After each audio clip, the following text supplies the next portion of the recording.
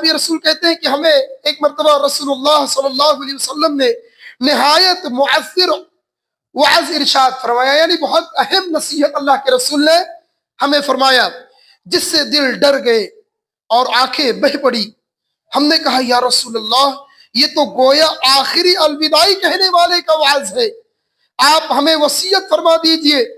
آپ نے فرمایا اوصیکم بتقوی اللہ، میں تمہیں اللہ سے ڈرنے کی اور سمع اطاعت یعنی امیر کی بات سننے اور اس پر عمل کرنے کی وصیت کرتا ہوں۔ اگرچہ تم پر کوئی حبشی غلام امیر مقرر ہو جائے، یاد رکھو تم میں سے جو میرے بعد زندہ رہے گا وہ بہت اختلاف دیکھے گا، بس تم میری سنت کو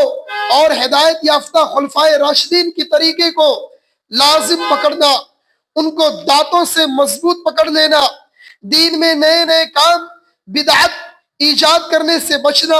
اس لیے کہ ہر بدعت گمراہی ہے۔ ناظرین، اس میں اللہ کے رسول صلی اللہ علیہ وسلم نے سب سے پہلی نصیحت جو آپ نے بیان کیا وہ تقوی کی نصیحت ہے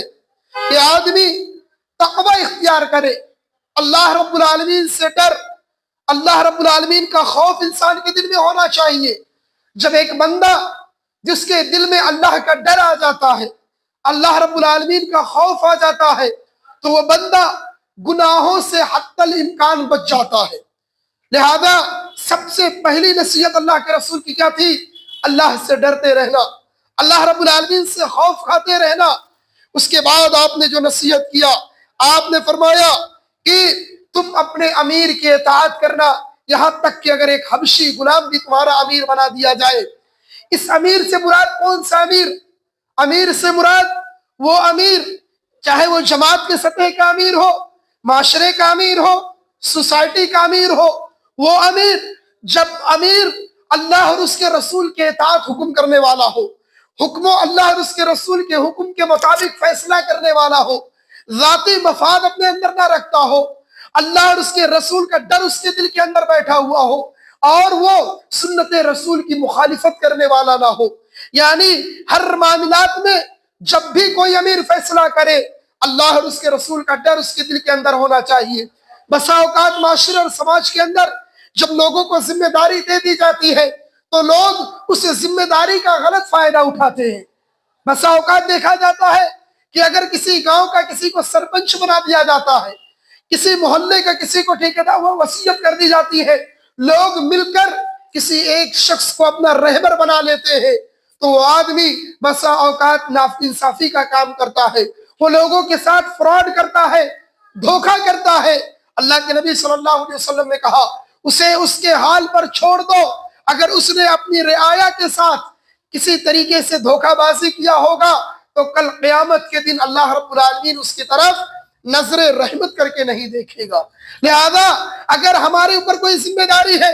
ہم سماج اور معاشرے کے امیر ہیں، سوسائٹی کے امیر ہیں، مساجد کے ذمہ دار ہیں، یہ ہمارا اول فریضہ بنتا ہے کہ ہم جب بھی کوئی فیصلہ کریں اللہ اور اس کے رسول کو ملحوظ رکھے، جب بھی کوئی کام کرے اللہ اور اس کے رسول کے طریقے پر کرے۔ ایسا نہ ہو کہ ہمارا ذاتی معاملہ ہو، ہمارا ذاتی ایگو ہو، ہمارے معاشرے اور سماج کے اندر جو برائیاں ہیں، خاص طور سے یہ بہت اہم برائی پائی جاتی ہے۔ بسا اوقات یہ بھی ہوتا ہے کہ بیچارہ ایک امیر اچھا کام کرتا ہے تو لوگ اس کی مخالفت کرتے ہیں، یہ بھی نہیں ہونا چاہیے۔ اگر امیر اچھا کام کرے تو اس کی اتباع کرو، اس کی پیروی کرو، اس کے پیروی میں قدم سے قدم ملا کر چلو، لیکن کب؟ جب یہ امیر اللہ اور اس کے رسول کے طریقے پر لوگوں کو لے کے جائے، اگر اس کا پرسنل کچھ معاملہ نہ ہو۔ ورنہ یاد رکھنا اللہ کے رسول صلی اللہ علیہ وسلم نے کیا بیان کیا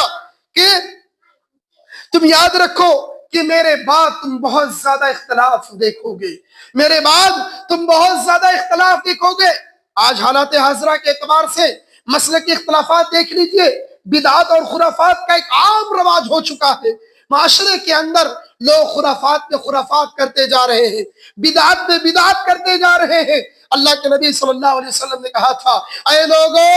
ایسے موقع پر خلفائے راشدین کی سنت کو دانتوں سے پکڑ لینا۔ اللہ کے رسول نے بہت پہلے وصیت کر دیا۔ ناظرین، لہذا اس سے کیا پتا چلتا ہے کہ صحابہ کرام کا فہم جو تھا صحابہ کرام کی سمجھ جو تھی، صحابہ کرام جس ڈگر پر چلتے تھے، ہمارے لیے لازم ہے کہ ہم اس ڈگر پر چلیں، ان کے فہم پر چلیں، ان کے سمجھ کے اعتبار سے چلیں، اپنا ذاتی اختلافات کو ختم کیا جائے معاشرے سے، ورنہ یاد رکھ لینا یہ اختلافات آدمی کو بدعت تک لے کے جاتا ہے، اور اللہ کے نبی نے کہا ہر بدعت گمراہی ہے، یعنی اللہ کے رسول نے 1650 سال پہلے آپ نے کہہ دیا تھا کہ لوگوں بدعت کا اور خرافات کا رواج ہوگا، لوگ معاشرے اور سماج کے اندر بدعتیں کریں گے، ایسے موقع پر تم میری سنت کو اپنے دانتوں سے لازم پکڑ لینا، لہذا اگر بدعت دیکھی جائے تو بدعت لینا۔ اللہ کے رسول نے بہت پہلے وصیت کر دیا ناظرین، لہذا اس سے کیا پتا چلتا ہے کہ صحابہ کرام کا فہم جو تھا،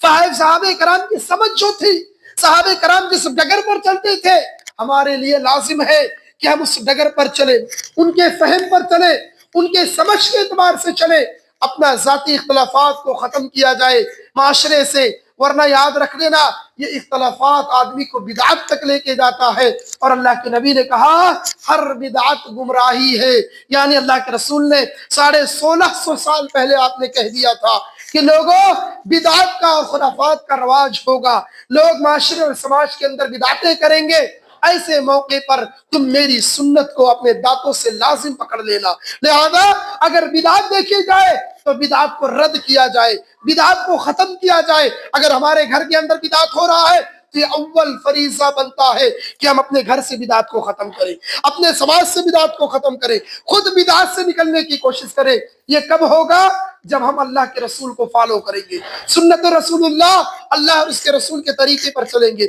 صحابہ کے طریقے پہ چلیں گے۔ لہذا ناظرین، آج کا درس کا جو خلاصہ کلام وہ ہے، یہ ہے کہ کثرت اختلاف اس بات کی دلیل نہیں ہے کہ وہ حق پر ہے۔